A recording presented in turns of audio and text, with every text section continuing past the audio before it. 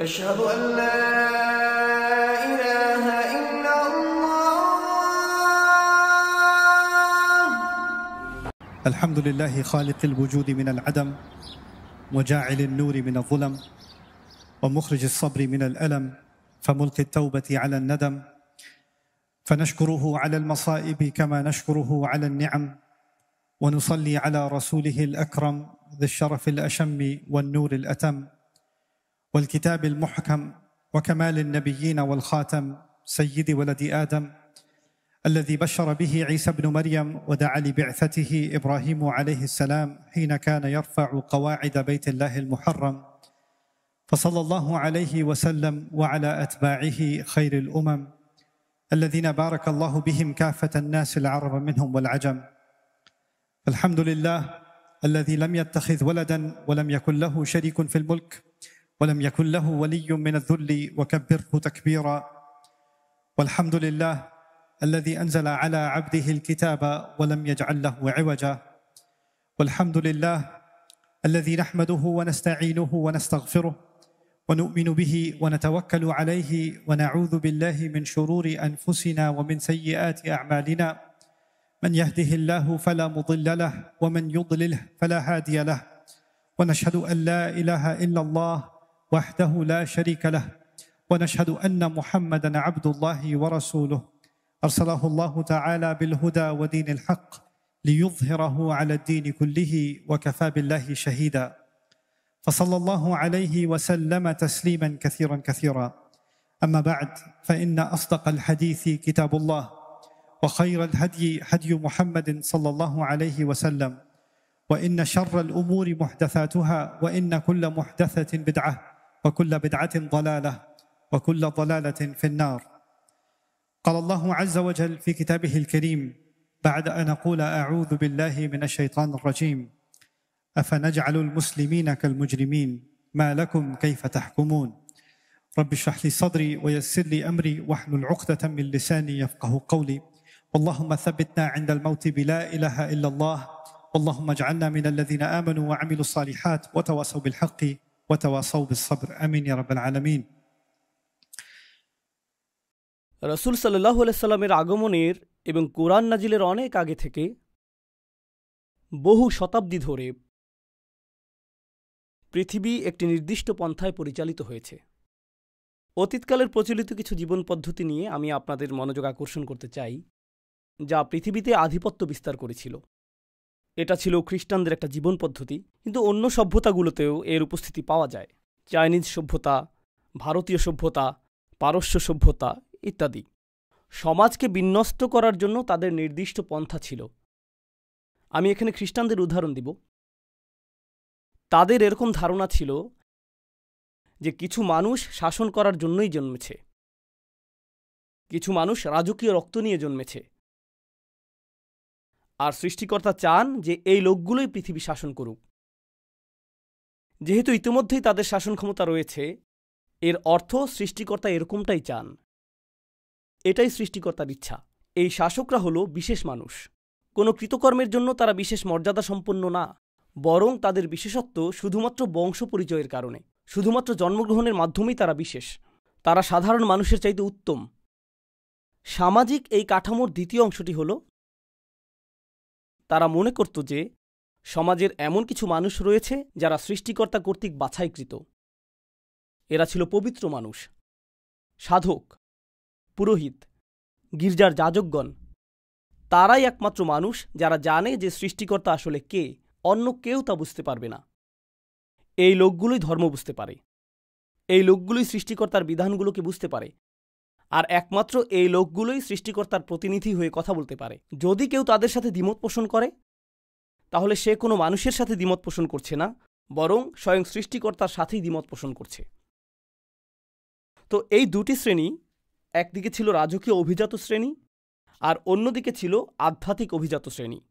আধ্যাত্মিক অভিজাত শ্রেণী আর এই দুটি অভিজাত শ্রেণীর মধ্যে যোগসাজশ ছিল। তাদের মধ্যে অংশীদারিত্বের সম্পর্ক ছিল। ধর্মীয় অভিজাত শ্রেণী তাদের বক্তব্য প্রদান করত এবং মানুষের কাছে প্রচার করত যে রাজার প্রতি অবশ্যই তোমাদেরকে অনুগত হতে হবে, কারণ সৃষ্টিকর্তা এই রাজাকে বাছাই করেছেন। তো তারা বিভিন্ন স্থানে ভ্রমণ করে এটা নিশ্চিত করত যে প্রত্যেকেই যাতে শাসক গোষ্ঠীর প্রতি অনুগত থাকে।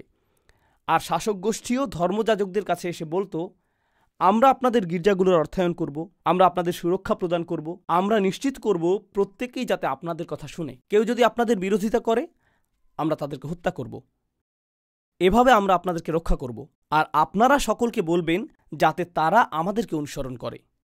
এই বন্দোবস্তটি তারা তৈরি করেছিল। এরপর তৃতীয় আরেক শ্রেণীর মানুষ ছিল। তো সেখানে ছিল রাজনৈতিক বা রাজকীয় অভিজাত শ্রেণী, ছিল ধর্মীয় অভিজাত শ্রেণী। এই দুইটি ছাড়াও সেখানে ছিল অর্থনৈতিক অভিজাত শ্রেণী, যাদের কাছে অর্থ ছিল। ধারণাটি এমন ছিল যে সৃষ্টিকর্তা কিছু মানুষকে অন্যদের তুলনায় অধিক সম্পদ দান করেছেন, আর স্পষ্টতই তিনি যদি তাদেরকে সম্পদের আধিক্য প্রদান করেন, এর অর্থ তিনি তাদেরকে অন্যদের তুলনায় বেশি ভালোবাসেন। তাই তারাই কর্তৃত্বের দাবিদার, তারাই ভূমির মালিকানার দাবিদার, তারাই সকল অর্থের দাবিদার, আর আমরা রয়েছি তাদের সেবা করার জন্য। এটাই আমাদের অবস্থান। তো আপনি এটাকে তৃত্ববাদ বলতে পারেন। সমাজের জন্য এটা একটা অপবিত্র তৃত্ববাদ। সেখানে ছিল শাসক গোষ্ঠী, সেখানে ছিল ধর্মীয় অভিজাত, আর সেখানে ছিল সম্পদশালী অভিজাত, আর বাকিদেরকে বলা হতো সাধারণ মানুষ। আমরা বাকি সকলে সাধারণ মানুষ, তাই না? আর আমাদের কাজ হলো এই লোকগুলোর অবস্থানকে মেনে নেয়া। আমাদের কাজ হলো সমাজে আমাদের নিজেদের ভূমিকাকেও মেনে নেয়া। এই ভূমিকা নিয়েই আমরা এই পৃথিবীতে এসেছি। এভাবেই আপনি জন্মগ্রহণ করেছেন।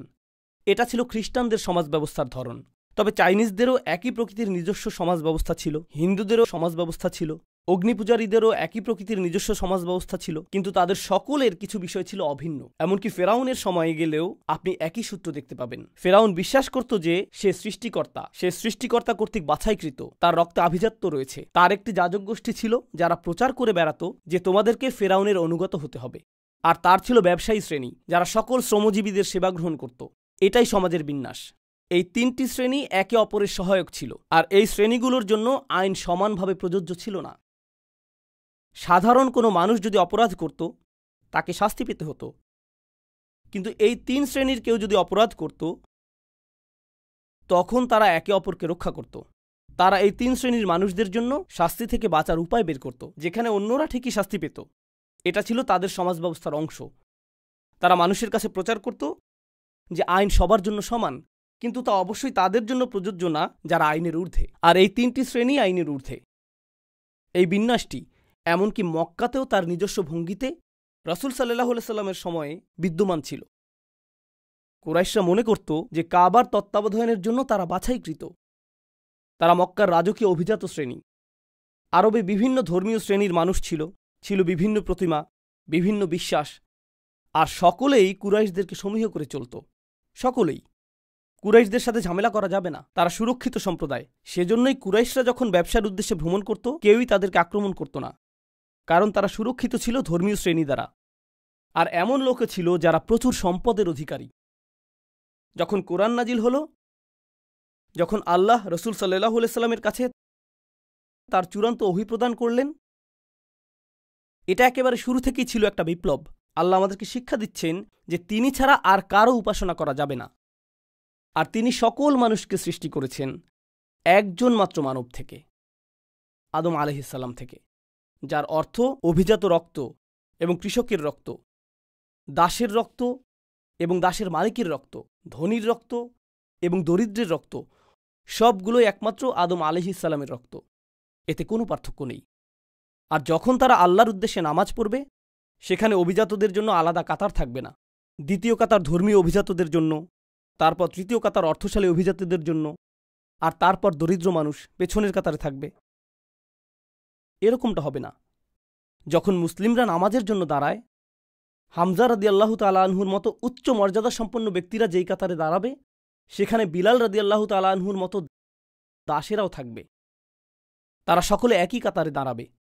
এটা শুধুমাত্র তাত্ত্বিকভাবেই সমতার কথা বলে না, বরং এটা বাস্তবেই প্রতীয়মান। প্রতিটি নামাজে যখন মুসলিমরা একসাথে দাঁড়ায়, এতে প্রদর্শিত হয় যে সকল মানুষ সমান। আপনি সকল ধরনের উপাধি ত্যাগ করেন।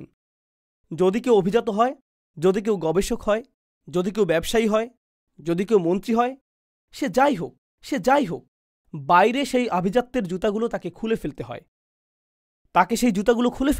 তারা আল্লাহর ঘরে আসে, আর তখন তারা শুধুই আল্লাহর বান্দা। তারা সম্পূর্ণরূপে সমান। তাদের মধ্যে কোনো শ্রেণীবিন্যাস নেই। তবে কোরআনে অভিনব এক শ্রেণীবিন্যাসের কথা বলা হয়েছে। এরকম একটা বিষয় আসলেই রয়েছে যে কিছু মানুষ অন্যদের তুলনায় উত্তম, কিন্তু কোরআন কিভাবে এটাকে সংজ্ঞায়িত করেছে? ইন্না আক্রামাকুম ইনদাল্লাহি আতকাকুম। সবচেয়ে অভিজাত তারাই, এখানে অভিজাত শব্দটি খুবই গুরুত্বপূর্ণ, কারণ আরবরা যখন অভিজাত শব্দটি শুনতে পেল তাদের মাথায় কি এসেছিল? এই 3 শ্রেণীর অভিজাতদের কথা তাদের মাথায় এসেছিল। এই 3 শ্রেণী যা আমি আপনাদেরকে বর্ণনা করেছি। আর আল্লাহ বলছেন, তোমাদের মধ্যে সবচেয়ে অভিজাত তারাই যারা আল্লাহকে সবচেয়ে বেশি ভয় করে, যারা আল্লাহর ব্যাপারে সবচেয়ে বেশি শঙ্কিত, যারা আল্লাহর ব্যাপারে সবচেয়ে বেশি সতর্ক। তো এখন কিভাবে আপনি নির্ধারণ করবেন যে কে উত্তম? যে মূলত আল্লাহর প্রতি সবচেয়ে অনুগত, ন্যায়ের প্রতি সবচেয়ে অনুগত, মূলনীতির প্রতি সবচেয়ে অনুগত, সত্য এবং সততার প্রতি সবচেয়ে অনুগত। যে ব্যক্তি বেশি দয়াশীল সেই উত্তম, যে ব্যক্তি বেশি সত্যবাদী সেই উত্তম, যে ব্যক্তি তার পরিবারের অধিকার আদায় করে সেই উত্তম। এতে কিছু যায় আসে না যে সেই ব্যক্তি কি মিলিয়নিয়ার নাকি বাস্তুহীন। এতে কিছু যায় আসে না যে সে কোন পরিবার থেকে এসেছে। এটা গুরুত্বপূর্ণ না, কারণ তাকওয়া ভিতরে থাকে, বাইরে না। তো বাইরে তারা কি পরিধান করেছে, বাইরের চামড়ার আবরণ, অর্জন, স্বীকৃতি, এই সকল বাহ্যিক জিনিস এই অর্থে আল্লাহর কাছে অপ্রাসঙ্গিক। এই সব কিছু আল্লাহর কাছে অপ্রাসঙ্গিক। আর অভিজাত লোকদের ব্যাপারে একটা বিষয় আপনারা জানেন, যে তারা সেবক রাখতে পছন্দ করে, তারা নিজেরা নিজেদের কাজ করতে পছন্দ করে না। কল্পনা করুন, একজন রাজা তুরি বাজালো, আর এক ব্যক্তি পানি নিয়ে আসছে, কেউ ফল নিয়ে আসলো, কেউ আবার পাখা দিয়ে বাতাস করছে, অথবা বাইরে একটা শব্দ শোনা গেল, সে বলল, প্রহরী যাও দেখে আসো। সে নিজে উঠে গিয়ে দেখে আসবে না, সে অন্য কাউকে দেখে আসতে বলবে, তাই না? আল্লাহ কোরআনে কি করেছেন? তিনি এই অভিজাতদের উদ্দেশ্যে কথা বলছেন। প্রসঙ্গক্রমে মক্কি যুগের বেশিরভাগ কোরআনের আয়াত যদি আপনি মনোযোগ দিয়ে পড়েন, কোরআনের প্রাথমিক নাজিলকৃত অংশটি অভিজাতদের উদ্দেশ্যে কথা বলছে। তাদের উদ্দেশ্যেই তিনি বলছেন, বিত্তশালীদের উদ্দেশ্যে বলছেন, প্রভাবশালীদের উদ্দেশ্যে বলছেন। যেমন আল্লাহ বিচার দিবসে বলবেন, তোমার নিরাপত্তারক্ষীদের কি হলো? তোমার নিরাপত্তারক্ষীদের কি হলো? তোমার সেবকরা কোথায়? তুমি একা কেন? আর বিচার দিবসে তাকে অপমানিত হতে হবে। আল্লাহ বলবেন, যুক ইন্নাকা আনতাল আজিজুল করিম, মা লাকুম মিন দুনিল্লাহি মিন ওয়ালি ওয়ালা নাসির। তাদের কোনো রক্ষাকারী অথবা সাহায্যকারী থাকবে না। যখন রাজা বিপদে পড়ে সে গির্জার কাছে যায়, যখন গির্জা বিপদে পড়ে তারা রাজার কাছে যায়, যখন উভয়ই বিপদে পড়ে তখন তারা যায় বিত্তশালীর কাছে। তারা একে অপরের সহায়তা পায়। বিচার দিবস শুরু হলো, সে বলবে, আমার লোকজন কোথায়? কাকে আমি এখন কল করব? আমার তো কারো কাছে যাওয়ার জায়গা নেই। কোরআন ধ্বংস করেছিল এই শ্রেণীবিন্যাসের স্বীকৃতি।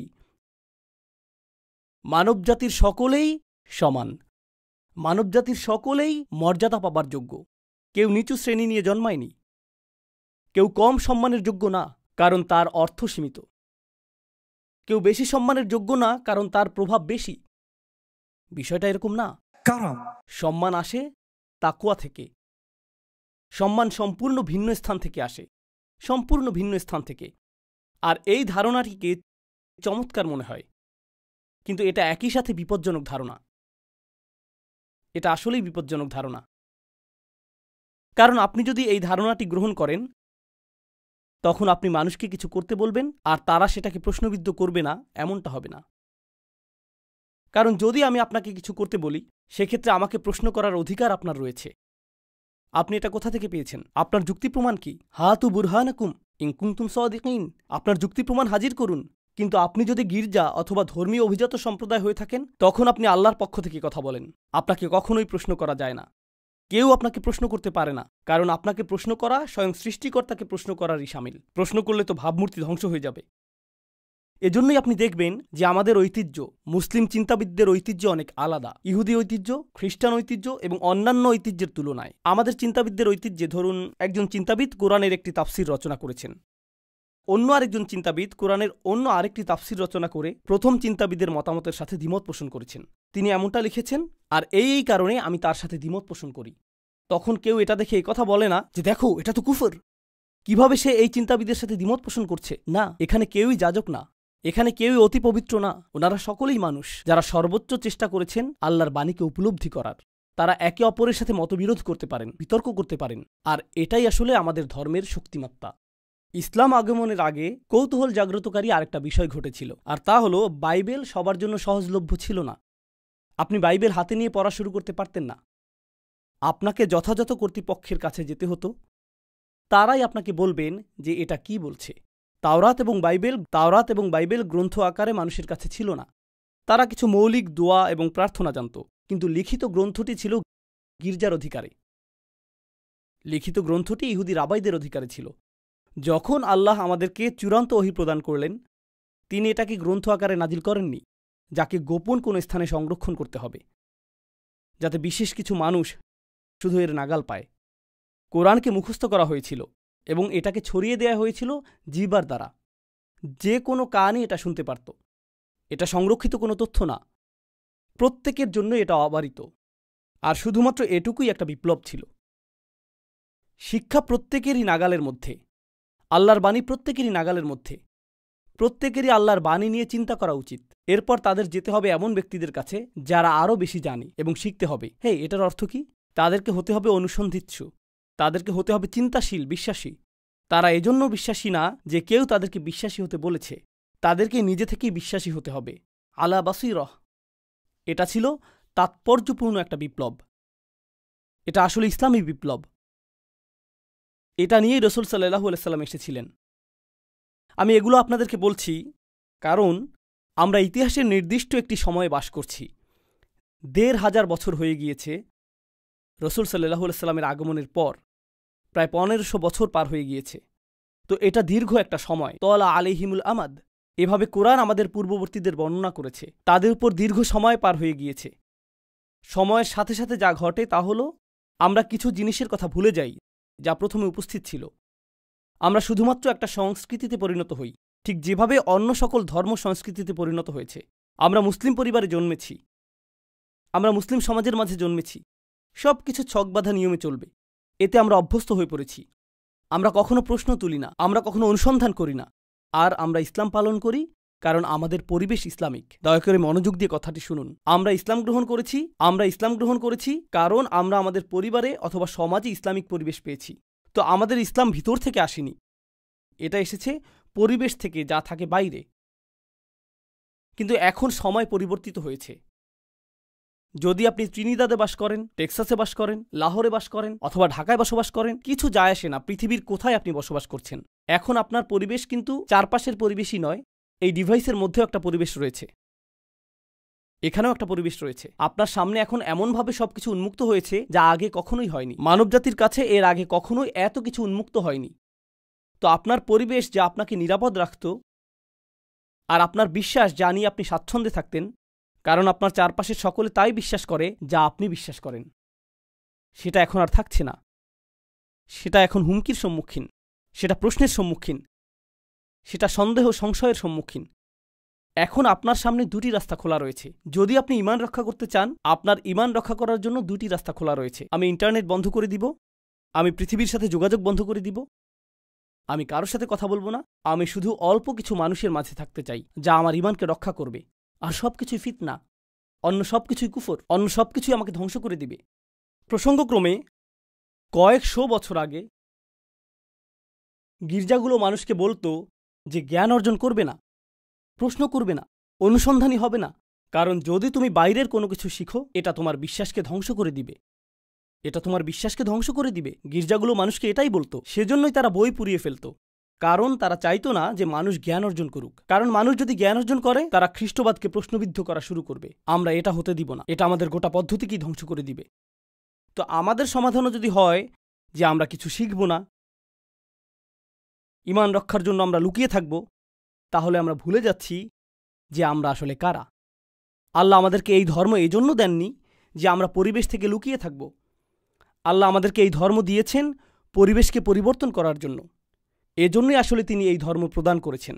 এই ধর্ম ফিতনা থেকে পালিয়ে যায় না, বরং ফিতনাকে নির্মূল করে দেয়। এই ধর্মটির ভূমিকা এটাই। এজন্যই আল্লাহ এটাকে বলেছেন আমাদের পিতা ইব্রাহিম আলাইহিস সালামের মিল্লাত, দিন বা ধর্ম। ইব্রাহিম আলাইহিস সালামের চারপাশ শিরকে পরিপূর্ণ ছিল, আর তিনি প্রতিনিয়ত এটাকে প্রশ্নবিদ্ধ করেছিলেন। তিনি প্রতিনিয়ত প্রশ্ন করেছিলেন আর এটাকে চ্যালেঞ্জ করেছিলেন। আমরা ইব্রাহিম আলাইহিস সালামের ধর্মকে ধারণ করতে পারব না যদি আমাদের অভ্যন্তরে এমন কিছু না থাকে যা আমাদের ঈমানকে পরিচালিত করে। আমার সাথে সাথে শুধু এই বিষয়টি চিন্তা করুন। সেই মানুষেরা যারা সর্বপ্রথম কোরআন শুনেছিল। আমরা এই বিষয়ে সাধারণত চিন্তা করি না যে যখন কোরআন নাজিল হচ্ছিল অধিকাংশ মানুষ যারা কোরআন শ্রবণ করেছে তারা মুসলিম ছিল না। যখন কোরআন প্রথমে নাজিল হচ্ছিল আর রাসূল সাল্লাল্লাহু আলাইহি সাল্লাম আয়াত তেলাওয়াত করছিলেন, বেশিরভাগ কান যেগুলোতে কোরআন প্রবেশ করছিল সেগুলো মুসলিমদের কান ছিল না। এর আগে তারা কয়েকশো বছর ধরে অমুসলিম থেকেছে। কোরআনের প্রতিটি আয়াত তাদের সংস্কৃতিকে প্রশ্নবিদ্ধ করেছে, এটা তাদের পরিবার প্রথাকে প্রশ্নবিদ্ধ করেছে, এটা তাদের পরিবেশকে প্রশ্নবিদ্ধ করেছে, এটা তাদের জীবন পদ্ধতিকে প্রশ্নবিদ্ধ করেছে, এটা সব কিছুকে প্রশ্নবিদ্ধ করেছে। কেন তারা পরিবার ত্যাগ করবে, সংস্কৃতি ত্যাগ করবে, স্বাধীনতা ত্যাগ করবে? সব কিছু ত্যাগ করে এই বাণী কেন গ্রহণ করবে? এটা আসলে কি? আল্লাহর বাণীটিতে শক্তিশালী কিছু ব্যাপার রয়েছে। আল্লাহর বাণীতে অতি প্রাকৃতিক অলৌকিক কিছু ব্যাপার রয়েছে। কল্পনা করুন, ইসলামের আগমনের পূর্বে তারা যা ইচ্ছা খেতে পারত, তারা যা খুশি তা করতে পারত, তারা যাকে ইচ্ছা হত্যা করতে পারত, তারা যেভাবে ইচ্ছা সেভাবে ব্যবহার করত, তারা যা ইচ্ছা তাই বলতে পারত। এরপর ইসলাম আসলো এবং সীমাবদ্ধতা আরোপ করল। তারা কি খেতে পারবে, কাকে তারা বিবাহ করতে পারবে, তাদের আচরণ কেমন হবে, কিভাবে তারা ব্যবসা করবে। কেন আমি এই সকল সীমাবদ্ধতা মেনে নিচ্ছি? আমি তো এর আগে স্বাধীন ছিলাম, কেন আমি এর অনুসরণ করছি? এটা অতিরিক্ত কঠোর। প্রসঙ্গক্রমে আপনি এখন মুসলিম তরুণদের কাছ থেকে এই একই রকমের প্রশ্ন শুনবেন। মুসলিমরা বলে ইসলাম অনেক বেশি কঠোর, এটা অনেক বেশি সীমাবদ্ধকারী। আর আমি বলি আপনার এই প্রশ্ন নতুন না। প্রকৃতপক্ষে মুশরিকরা এই প্রশ্নটি কয়েক হাজার বছর আগে তুলেছিল।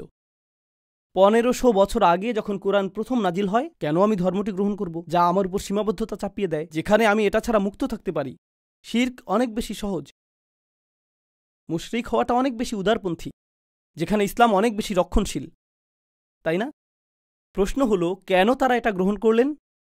তারা শুধু এটা গ্রহণই করলেন না, বরং এর জন্য জীবন দিতেও প্রস্তুত ছিলেন। তাদেরকে নির্যাতন করা হয়েছিল, প্রহার করা হয়েছিল, কিন্তু তাদেরকে ইসলাম মুক্ত করা যায়নি। তাদেরকে দ্বিখণ্ডিত করে ফেলা হয়েছিল, কিন্তু তারা লা ইলাহা ইল্লাল্লাহ ত্যাগ করেনি। কি ঘটে যাচ্ছে এখানে? এমনকি তাদের পরিবার তাদের কাছে এসে বলেছে, আমরা তোমাকে ভালোবাসতাম, তোমার প্রতি আমাদের আশা ভরসা ছিল, কেন তুমি এরকম হয়ে গিয়েছ? তোমার ভেতরে কোন জিনিসটা পরিবর্তিত হয়ে গিয়েছে? কোনো একটা জ্ঞান তাদের কাছে এসেছিল, যার দ্বারা তারা বাইরের মিথ্যাগুলোকে দেখতে পারছিলেন। এরপর এখন তারা সত্যের প্রতি দৃঢ় প্রতিজ্ঞ। এটা শুধু তখনই ঘটবে যখন কারো ভিতরে বাসীরহ থাকবে। তারা নিজেরাই দেখতে পারে যে এটা আল্লাহর বাণী, তারা নিজেরাই অনুভব করতে পারে যে এটা আল্লাহর বাণী।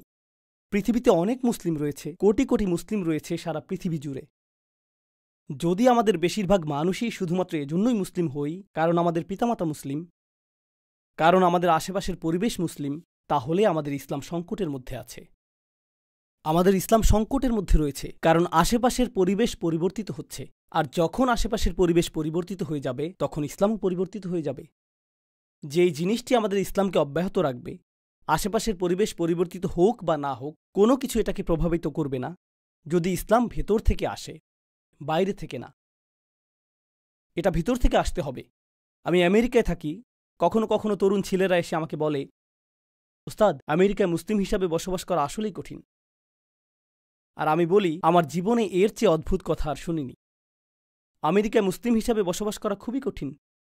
যখন 2+2=4 হয়, এটা ত্রিনিদাদে মেনে নেওয়া কঠিন না যে 2+2=4। আর কানাডা এটা মেনে নেওয়া অধিকতর কঠিন না, অন্য কোনো স্থানেও এটা অধিকতর কঠিন না। আগুন উত্তপ্ত, আমেরিকাতে আগুনে হাত দিয়ে আসলেই অনেক কঠিন। না না না, আগুন উত্তপ্ত, তা যেখানেই থাকুক না কেন। সত্য তো সত্যই। আশেপাশের পরিবেশ আমার ঈমানকে দুর্বল করে দিবে। জানেন এই ধারণাটির মানে কি? আপনার ঈমান শুধুই আশেপাশের পরিবেশ থেকে এসেছে, সেজন্যই এটা দুর্বল। আপনার ঈমান ভেতর থেকে আসেনি। ঈমানকে আমাদের ভেতরে লালন করতে হবে, আমাদের ভিতরে তৈরি করতে হবে। একমাত্র সেভাবে তা আসবে যেভাবে এটা প্রথমবার এসেছিল। প্রথমবার এটা এসেছিল যখন মানুষ আল্লাহর বাণী নিয়ে চিন্তা করেছিল, রাসূলুল্লাহ সাল্লাল্লাহু আলাইহি ওয়াসাল্লাম কোরআনের আয়াত তেলাওয়াত করেছিলেন। মানুষ চিন্তা করেছিল যে এই কথাগুলো আসলে কি, তিনি কি বলছেন। আর যত বেশি তারা এটা নিয়ে চিন্তা করেছিলেন, পৃথিবীকে তত নতুনভাবে আবিষ্কার করেছিলেন। এরপর আপনি আশেপাশের পরিবেশকে জাহান্নাম বানিয়ে ফেলতে পারেন, তারা ইসলাম ত্যাগ করবে না। আপনি পরিবেশকে নির্যাতনময় করে তুলতে পারেন, তারা ইসলাম ত্যাগ করবেন না। আপনি তাদেরকে গৃহহীন করে দিতে পারেন, তারা ইসলাম ত্যাগ করবেন না। আপনি তাদের প্রিয়জনকে ঘৃণিত জনে পরিণত করে দিতে পারেন, তারা ইসলাম ত্যাগ করবেন না। কোনো কিছুই তাদেরকে ইসলাম ত্যাগ করাতে পারবে না। অনেক জায়গায় আপনি দেখবেন যে মুসলিমদের জন্য জীবন সহজতর। আর প্রসঙ্গক্রমে আমি পৃথিবীর অনেক স্থানে গিয়েছি। যখন আমি মুসলিম সম্প্রদায় দেখি, একটা জিনিস আমি লক্ষ্য করেছি যে যেখানে অধিক বিত্তশালী মুসলিম দেখা যায়, সাধারণত তাদের সন্তানেরা ইসলাম থেকে বেশি দূরে। এটা কি বিপরীতধর্মী না? একদিকে আপনি দেখবেন যে মানুষকে নির্যাতন করা হচ্ছে আর তারা ইসলাম ত্যাগ করছে না।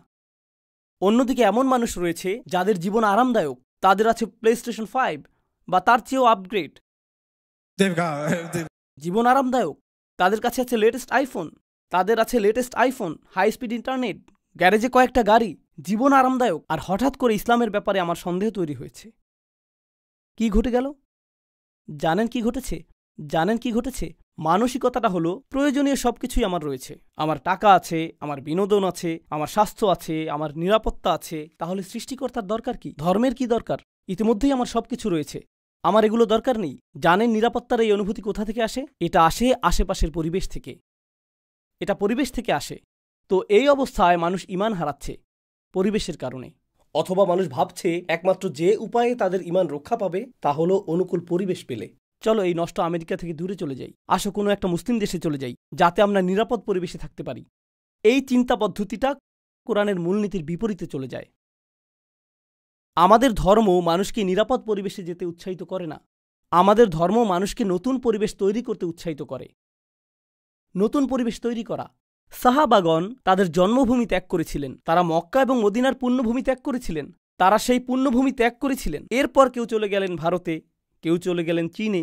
কেন? তাদের তো নিরাপদ পরিবেশে থাকা উচিত ছিল।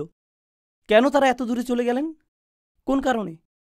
এটাই আমাদের ধর্মের মূল নির্যাস। যখন আমরা সেই নির্যাসের কথা ভুলে যাই, তখন কোনো সন্দেহ নেই আমার মনে, আল্লাহ তাআলা ভালো জানেন, আমার মনে এই বিষয়ে কোনো সন্দেহ নেই যে আমরা যদি এই ধর্মকে না ধরে থাকি অন্তর্নিহিত কারণে, গভীর অভ্যন্তরীণ কারণে, তাহলে আল্লাহ এই উম্মাহকে অন্য কারো দ্বারা প্রতিস্থাপিত করে দিবেন, যারা হবে আমাদের চেয়ে উত্তম। ইন তাতাওয়াল্লাউ ইস্তাবদিল কওমান গায়রাকুম সুম্মা লা ইয়াকুনু আমসালাকুম। তোমরা যদি মুখ ফিরিয়ে নাও, তিনি তোমাদের স্থলে অন্যদেরকে প্রতিস্থাপিত করে দিবেন, আর তারা তোমাদের মতো হবে না। আল্লাহ আমাদের প্রতিস্থাপিত হওয়া থেকে রক্ষা করুন। তিনি আমাদেরকে তেমন মানুষে পরিণত করুন যারা আন্তরিকভাবেই আল্লাহর বাণীকে গভীরভাবে আত্মস্থ করে। আমরা যেন পাই আমাদের ঈমান, এই ধর্মের প্রতি আমাদের প্রত্যয় বাইরের পরিবেশ দ্বারা প্রভাবিত হয় না, বরং এটা ভেতর থেকে প্রজ্বলিত হয় এবং এটা ভেতর থেকে দ্যুতি ছড়ায়। আর বস্তুত আশেপাশের পরিবেশ আমাদের পরিবর্তন করার বদলে আমরাই যেন শেষমেশ পরিবেশকে পরিবর্তন করি। বারাকাল্লাহু লি ওয়া লাকুম ফিল কুরআনিল হাকিম ওয়া নাফা'নি ওয়া ইয়্যাকুম বিল আয়াতি ওয়াজ যিকরিল হাকিম। আশহাদু আল্লা ইলাহা